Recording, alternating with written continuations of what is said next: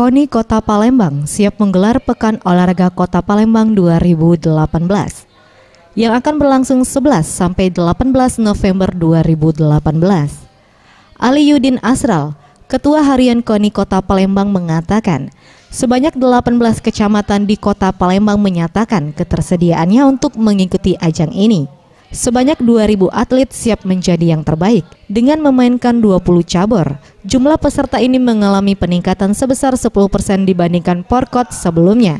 Melihat banyaknya animo para peserta ini, KONI Kota Palembang akan berkoordinasi bersama Pemkot Palembang agar penyelenggaraan dapat berjalan lancar.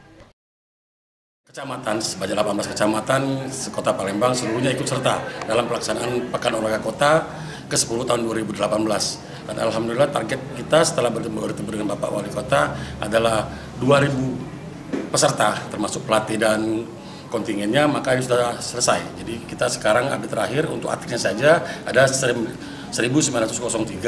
Kalau ditambah pelatih maka estimasi kita 2.000 peserta akan memeriahkan Porkot ke-10 2018 ini akan.